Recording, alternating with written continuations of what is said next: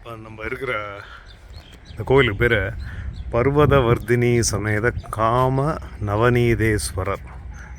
இந்த இருக்கிற ஊருக்கு பேர் காமேஸ்வரம் அப்படின்னு பேர். காமேஸ்வரம் எங்கே இருக்குது அப்படின்னா, நாகப்பட்டினத்துலேருந்து வேளாங்கண்ணி போகிறதுக்கு ஒரு பீச் ரோடு இருக்குது. அது தவிர இன்னொரு கொஞ்சம் இன்லேண்ட் ரோடு ஒன்று இருக்குது. அந்த பீச் ரோட்டில் வந்தீங்கன்னா ஃபஸ்ட்டு வேளாங்கண்ணி, பூவத்தடி, பிரதாபராமபுரம் இதெல்லாம் வரும். அதுக்கப்புறம் வர்றது தான் இந்த காமேஸ்வரம்.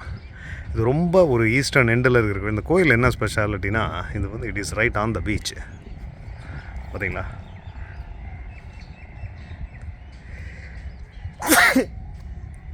இந்த மாதிரி கோவில் இருக்கானா இருக்குது, நிறையவே இருக்குது. பட் இது வந்து ரொம்ப மிக மிக பழமையான ஒரு கோவில்.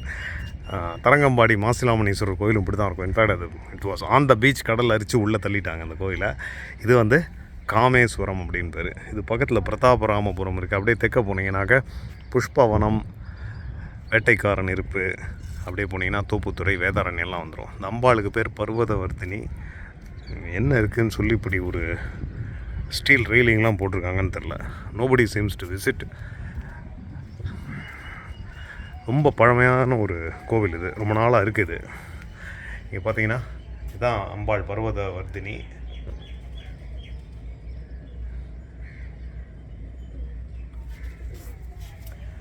துர்கை, கஜலக்ஷ்மி, வள்ளி தேவசேனா, சுப்பிரமணியர், துர்கை எல்லாம் இருக்காங்க.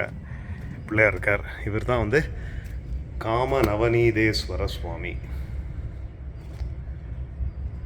அதனால தான் இந்த ஊருக்கு பேர் காமேஸ்வரம். இந்த பீச்சில் அப்படியே இன்னும் ஒரு 20 கிலோமீட்டர் 22 கிலோமீட்டர் போனீங்கன்னாக்க வேதாரண்யம் வந்துடும்.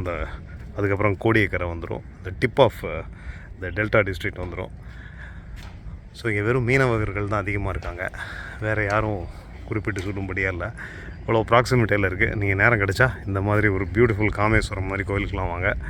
லொக்கேஷன் எதாவது வேணால் அவங்களுக்கு ஷேர் பண்ணுறேன். ஓகே, நான் உங்களை இன்னொரு வீடியோவில் பார்க்குறேன்.